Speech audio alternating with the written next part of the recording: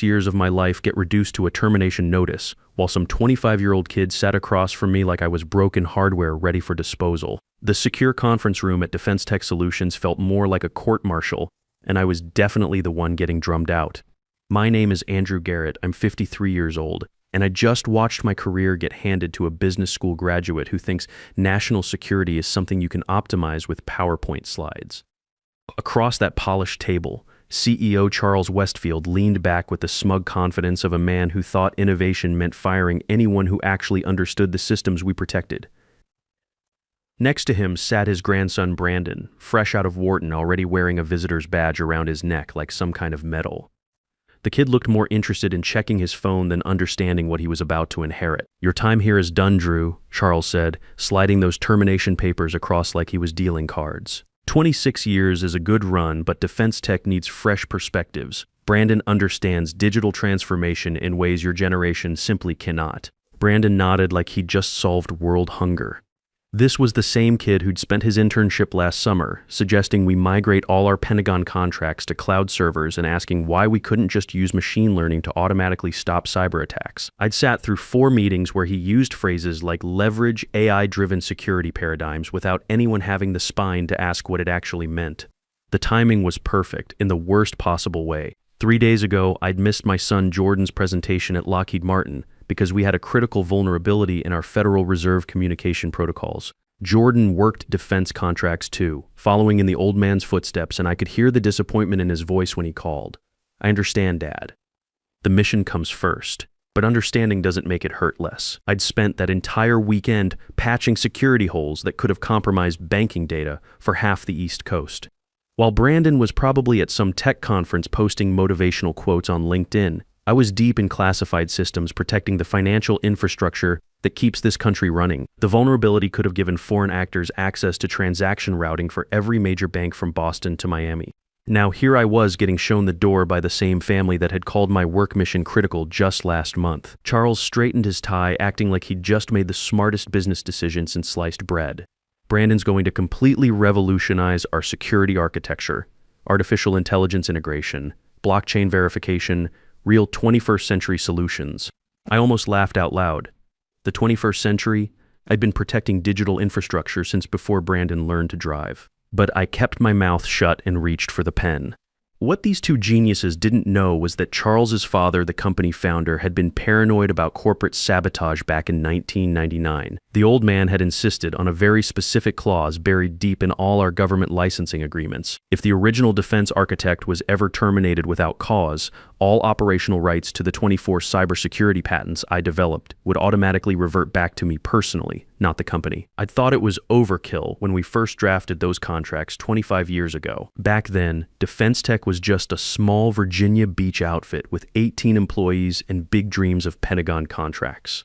The founder had made me promise to include that protection clause in every single government deal we signed. "Trust takes decades to build and seconds to destroy," he told me. "Make sure you can protect the work if someone tries to steal it from you." The old man had been worried about hostile takeovers from competitors. He never imagined the threat would come from his own grandson's arrogance.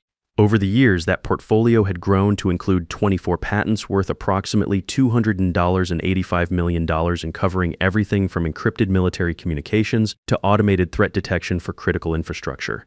These weren't just technical documents, they were the foundation of every defense contract we'd built, every security clearance we maintained, every compliance certification that kept us in business, every major government contract, every Pentagon security protocol, every Federal Reserve communication channel. They all ran through licensing agreements that explicitly required my personal authorization as the original architect. It was the legal equivalent of a dead man's switch, and Charles had just pulled the trigger. I signed the papers without saying a word. Charles mistook my silence for defeat. Brandon was already updating his LinkedIn profile, probably crafting his excited to announce my new leadership role post. Neither of them had bothered to read the fine print on what they had just activated. As I gathered my things, I thought about Jordan's presentation that I'd missed. He was working on secure communication systems for Lockheed, following in his father's footsteps but choosing a different path. For years, he'd been trying to understand why I worked so many late nights, missed so many dinners, something with government computers, he'd tell his friends. Maybe getting fired would finally give me time to explain it properly. Walking out of that building felt surreal. For the first time in over 2 decades, I wasn't rushing back to monitor security alerts or prep emergency patches for classified systems. No late-night calls about vulnerabilities in Pentagon networks. No weekend deployments to protect Federal Reserve data. I was just Andrew Garrett, unemployed defense contractor, carrying a cardboard box with 26 years of memories and a legal time bomb that was about to detonate. The security guard at the front desk looked sympathetic as I badged out for the last time. "Sorry to see you go, Mr. Garrett," he said quietly. "This place won't be the same without you." He had no idea how right he was. I drove home slowly, thinking about all those nights I'd sacrificed for Defense Tech's mission. The family dinners missed for security emergencies. The birthdays skipped for Pentagon briefings. My divorce from Helen 8 years ago when she finally admitted I was more married to that security clearance than I was to her. But as I pulled into my driveway, something felt different. For the first time in years, I wasn't carrying the weight of national security on my shoulders. I was free to be exactly who I'd always been underneath all that classified responsibility. And tomorrow morning, Charles Westfield was going to learn what that really meant. Monday morning, March 18th, I woke up at row 530 out of pure military habit. For the first time in 26 years, I had nowhere to report, no threat briefings waiting on my secure phone, no emergency patches to deploy for government networks. I made coffee and sat by my kitchen window watching Northern Virginia wake up below me. The quiet felt strange after decades of constant alerts and system monitoring. Part of me kept checking my phone for the usual cascade of overnight security notifications that would never come again. At exactly 0915, my secure phone buzzed. A text from the Federal Reserve's IT Security Division. The message was short and brutal. System access denied. Original architect credentials required for protocol activation. I nearly choked on my coffee. It was starting. By 0945, 3 more government agencies had sent identical messages. By 10:30, it was 6. The pattern was always the same. License verification failed. Original architect authorization needed to maintain security clearance. I could picture the absolute chaos erupting inside Defense Tech's offices right now. Charles would be pacing around his corner office like a caged animal, barking orders at assistants who had no answers. Brandon would be frantically Googling how to restore government security access, probably trying to figure out if there was an app for that. The beauty of it was the timing. Every single one of those 24 patents had automatic verification protocols built in. The systems I designed didn't just check credentials once. They validated authorization every Monday morning at 0915 sharp. It was a security feature I'd implemented after a Chinese hacking attempt in 2019. The irony was perfect. A protection I'd built to secure American interests was now protecting my own.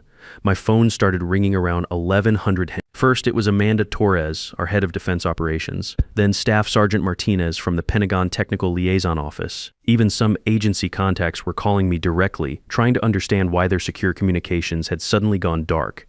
I let them all go to voicemail. I wasn't ready to talk yet. Besides, watching the news feeds was more entertaining. The first headline appeared on Defense News at 11:47. Major defense contractor Defense Tech experiences widespread system failures. By noon, it was trending on government contractor forums and LinkedIn. The comment section was a massacre. "This is what happens when you prioritize MBAs over security clearances." One Pentagon contractor posted, "National security isn't a startup game.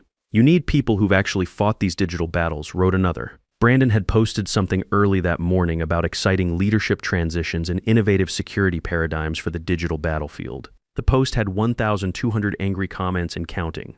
Someone had replied with a screenshot of a banking security error message and the caption, "How's that innovation working out for national defense?" The kid had deleted the post by 12:30, around 1400. Jordan called me. "Dad, I saw the news about Defense Tech. Are you okay?" "I'm fine, son. Actually, I'm better than I've been in years, but they fired you after everything you built there." His voice carried that mix of anger and confusion that reminded me of his teenage years.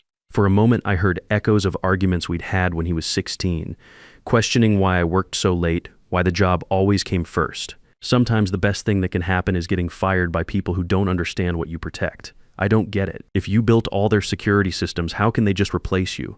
I smiled even though he couldn't see it. That's exactly what they're learning right now. You can't replace 26 years of government relationships with an MBA and good intentions. What do you mean? Every system I built has my digital signature embedded in the licensing code. It's like a security fingerprint. Without my authorization, nothing works. I designed it that way to protect against corporate theft, but it turns out it also protects against corporate stupidity. Jordan was quiet for a moment. I could hear him processing this, probably thinking about his own work at Lockheed. the relationships he was building with his Pentagon contacts. So you could fix this if you wanted to. I could, but I won't. Not for them. Dad, I owe you an apology. When I was younger, I thought you were just obsessed with work. I didn't understand that you were protecting something bigger than just a job that hit deeper than I expected. You don't owe me anything, son. No, I do. I've been talking to my colleagues at Lockheed about what happened. They all know your reputation. One guy said you saved his previous company from a ransomware attack that could have compromised defense contracts worth billions. I had no idea. The conversation with Jordan meant more than any LinkedIn post defending my reputation. My son was finally understanding not just what I did, but why it mattered. Tuesday morning brought a cascade of failures that made Monday look like a minor glitch. The secure communication channels I'd built for 6 government agencies went completely dark. Defense contractors lost access to classified data systems. Even basic infrastructure monitoring started throwing critical errors. By 1,000, 12 of our 14 major government contracts had been suspended. The messages were identical. Licensing agreement violated original architect approval required for continued operations. That's when Brandon made his first public mistake. He scheduled an emergency press conference for 1400 that afternoon. Someone at Defense Tech must have realized the optics were terrible, having the kid who caused the crisis try to explain it away, but Charles was probably desperate enough to try anything. I watched it online from a coffee shop in Arlington, and it was painful to witness. The kid stood there in his expensive suit, sweating under the studio lights, reading from prepared notes that someone else had obviously written. We're experiencing some temporary integration challenges during our leadership transition, he said, his voice cracking slightly. Our team is working around the clock to resolve these minor disruptions to service. A reporter in the front row raised her hand. Mr. Westfield, sources tell us that these minor disruptions have already suspended millions in defense contracts and potentially compromised national security communications. How do you respond to that? Brandon's face went red. We're not prepared to discuss specific operational impacts at this time. Another journalist pressed harder. Isn't it true that your company's former defense architect, Andrew Garrett, held critical system access that was never properly transferred during his termination? That's when Brandon completely lost his composure.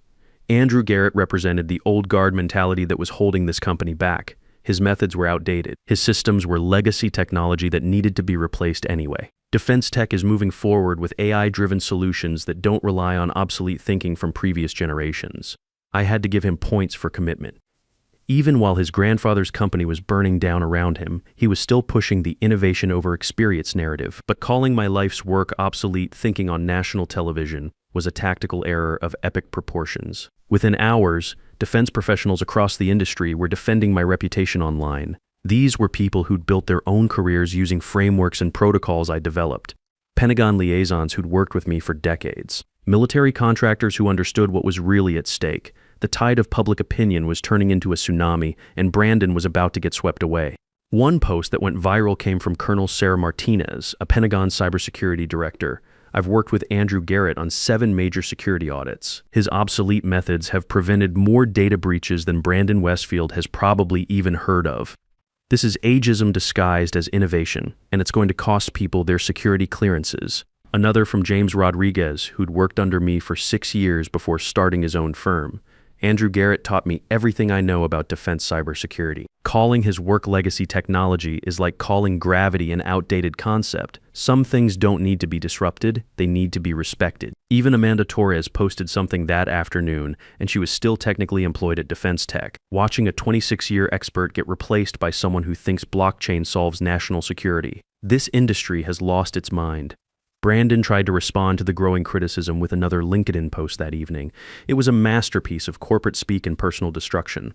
I appreciate the feedback from industry veterans about our recent transition. However, Defense Tech Solutions remains committed to next-generation security solutions that leverage artificial intelligence, machine learning, and distributed ledger technologies to create a more robust defensive posture against emerging threats. We respect the contributions of previous leadership while embracing the innovative methodologies that modern cybersecurity demands. The post got 2,100 comments and they were all negative. Defense professionals were posting screenshots of system failures. Clients were publicly announcing contract suspensions, and former Defense Tech employees were sharing stories about my mentorship and leadership. The final nail in Brandon's coffin came from an unexpected source, his own business school. Professor Jennifer Walsh, who taught his strategic management course, posted a response that destroyed him. Mr. Westfield seems to have confused confidence with competence. Strategic management isn't about replacing proven systems with trendy alternatives. It's about understanding what works and why it works before attempting any changes. This appears to be a lesson he missed during his time in our program. Even his alma mater was throwing him under the bus. Wednesday morning, March 20th, brought the collapse I'd been expecting. Every single one of Defense Tech's remaining government partners simultaneously suspended their contracts. The messages arrived within minutes of each other, all carrying the same devastating language: contract voided due to licensing violation. Original architect approval required for any future operations. I was reading the coverage over breakfast when my phone rang. Charles's name flashed on the screen. I let it ring 4 times before answering, just to let him sweat. Drew, his voice was strained, almost pleading. "We need to talk, do we, Charles? You know we do. This situation is completely out of control." I set down my coffee cup and laughed, actually laughed out loud. "Charles, this isn't a situation that's spiraling. This is the consequence of your decision. You wanted innovation and digital transformation. Remember, you got exactly what you asked for. Look, maybe we moved too quickly. Maybe there's room for negotiation here." Negotiation? I could hear voices shouting in the background on his end. Probably board members demanding answers he didn't have. "You mean like offering me my job back? Like admitting publicly that you made a mistake?" "Yes, whatever it takes." The desperation in his voice was almost pathetic. This was the same man who'd sat across from me 4 days ago, acting like firing me was a brilliant strategic move. Because that's not how this works anymore, Charles. You didn't just terminate my employment. You publicly humiliated me in front of the entire defense industry. Your grandson called my life's work obsolete thinking on national TV. Drew, be reasonable. The company has 400 employees. People's livelihoods are at stake here. You should have thought about that before you decided experience was worthless. You should have considered their livelihoods before you handed critical defense operations to a 25-year-old who thinks blockchain solves national security. What do you want? Money? Equity? A consultant position? Name your price. That question hung in the air for a moment. What did I want?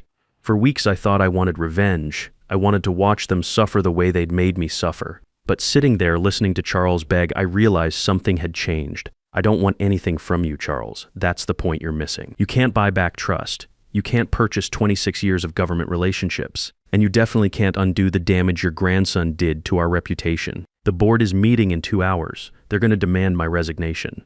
Good. Maybe they'll pick someone who understands the difference between innovation and destruction. I hung up on him, but the conversation left me unsettled. Charles was right about one thing: 400 people were about to lose their jobs because of this mess. Good people who'd worked hard, who trusted the leadership to make smart decisions. They didn't deserve to suffer for Charles and Brandon's arrogance.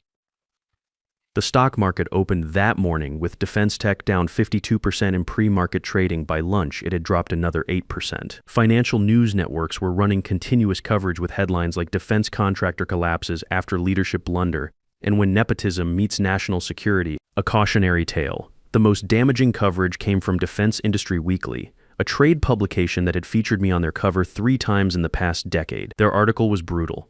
Andrew Garrett spent over 2 decades building Defense Tech Solutions into the most trusted name in government cybersecurity. His protocols protect everything from Pentagon communications to Federal Reserve networks.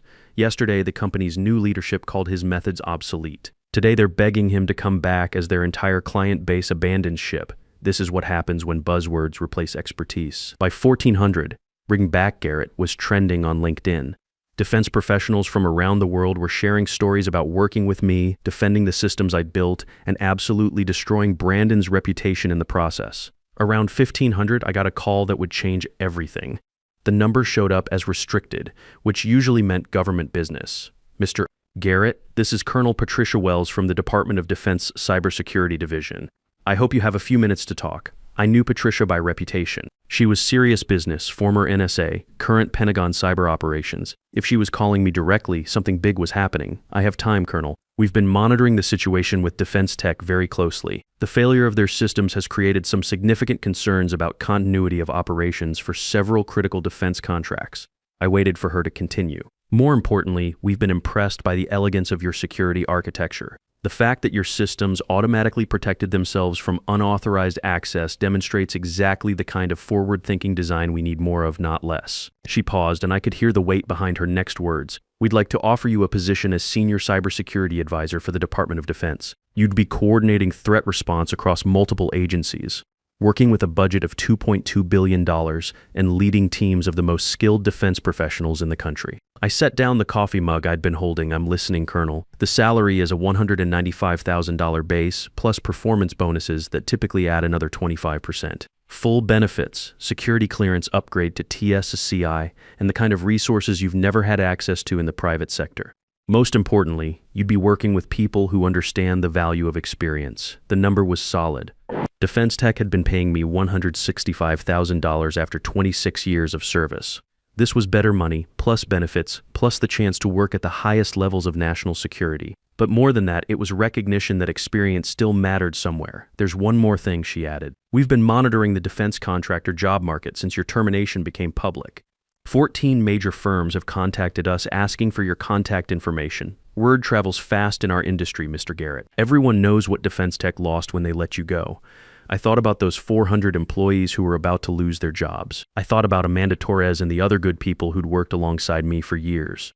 Then I thought about my son Jordan and what kind of message accepting this position would send about the value of public service versus corporate profits. When would you need an answer? We understand this is a significant decision. Take the weekend to consider it. But Mr. Garrett, I want you to know that this offer comes directly from the Secretary of Defense. Your reputation in this community is unquestionable. I accepted the offer that Thursday brought the board's emergency meeting at Defense Tech. I didn't need inside information to know what was happening. The writing was on every defense contractor website in America. The announcement came at 16/1/17. Defense Tech Solutions announces leadership transition effective immediately. Charles Westfield has resigned as CEO. Brandon Westfield has been reassigned to special projects pending further review. In corporate language, special projects meant they were hoping he'd quit so they wouldn't have to fire the founder's great-grandson outright. That evening, Jordan called me again. Dad, I've been reading about what happened all week. I had no idea how much respect you had in this industry. It's not about the respect, son, it's about the work. No, it's more than that. I was reading some of those LinkedIn posts from people you worked with. They're calling you a legend. One guy said you saved his agency from a cyber attack that could have compromised intelligence operations for 6 months. I felt something shift in my chest. For 26 years, I'd been so focused on the technical details, the code, the protocols, the system architecture, that I'd forgotten about the human element. I wasn't just managing servers and firewalls. I was protecting this country's infrastructure, keeping government communications secure, making sure the systems our democracy depends on kept running. I think I'm finally starting to understand what you actually do, Jordan continued. You're not just working with computers, you're protecting people. And now you get to do it at the highest level possible. That conversation meant more to me than any LinkedIn post or news article. My son was beginning to see me not as the dad who missed his presentations for work, but as someone whose work actually mattered to the security of our nation. 2 weeks later, I was sitting in an office in the Pentagon, looking out over the Potomac River. My nameplate read Andrew Garrett, Senior Cybersecurity Advisor, Department of Defense. The irony wasn't lost on me. Getting fired had launched me into the most prestigious position of my career. My first day, I received a congratulatory email from Amanda Torres, Defense Tech's former head of operations. She'd left the company the day after Charles's resignation. Heard about your new position. Well-deserved. P.S. Brandon lasted exactly 13 days in special projects before they quietly asked him to resign. He's back living with his parents, apparently exploring opportunities in the hospitality industry. The email made me smile, but it also made me think about second chances. Mine had come through vindication and government recognition. Brandon's would have to come through humility and actual learning, assuming he was capable of either. That weekend, Jordan drove down from his office at Lockheed Martin to visit my new workplace. He walked around slowly, reading the framed commendations on my walls, the thank you letters from various agencies, the awards from defense conferences where I'd been a keynote speaker. Dad, he said, finally picking up a plaque from the Department of Homeland Security. I owe you a bigger apology than I thought. All these years, I thought you just worked with computers. I had no idea you were protecting people's entire way of life. You don't owe me anything, son. I'm the one who should apologize. I spent so many years focused on the mission that I forgot to explain why it mattered. No, you were doing something important. I just couldn't see it. He set the plaque down carefully. I've been thinking about applying for a Pentagon liaison position myself. Maybe government service instead of just corporate defense contracts. That surprised me. You don't have to follow in my footsteps just because of what happened. I'm not. I'm doing it because I finally understand where those footsteps lead." He gestured around the office. "You spent your whole career protecting people and they didn't even know it. That's the kind of work that actually matters." 6 months into the job, I established a cybersecurity mentorship program for young professionals entering government service. The program paired experienced advisors with recent college graduates, teaching them not just the technical skills they needed, but the broader understanding of why their work mattered to national security. Brandon Westfield, according to his LinkedIn profile, had found work as a junior event coordinator at a resort in Colorado. He'd stopped posting about disrupting industries or leveraging AI solutions. Sometimes people find their right place in life through failure rather than success. Charles retired to his farm in Shenandoah Valley. I heard through industry contacts that he'd started raising horses and had stopped following defense industry news entirely. Some people need to step away completely to find peace.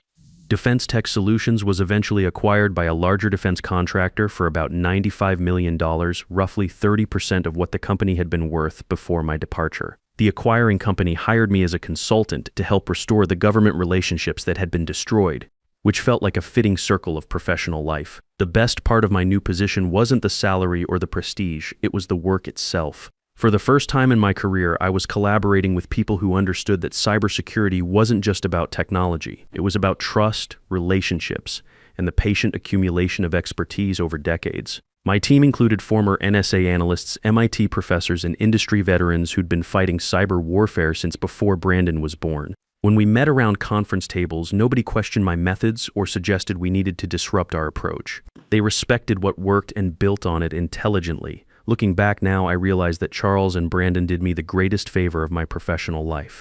They freed me from a company that had stopped deserving my loyalty. They forced me to remember that my value wasn't tied to their recognition. It was embedded in the work itself. The security systems I built still protect this country every day. The difference is now I'm building them for an organization that understands what protection actually means. And when I go home each night, I know that my son finally understands it too. If you're reading this and you're over 50, working in a job where some young hotshot thinks your experience doesn't matter, remember this. Competence doesn't have an expiration date. The systems that keep our world running aren't built by people with the newest degrees or the flashiest presentations. They're built by people who understand that some things are too important to be left to inexperience. Your knowledge has value. Your experience matters. And sometimes the best thing that can happen to your career is getting fired by people who are too foolish to recognize what they're throwing away. Don't let anyone convince you that being seasoned makes you obsolete. In the real world, where things actually have to work and people's safety depends on getting it right, experience isn't just valuable, it's irreplaceable.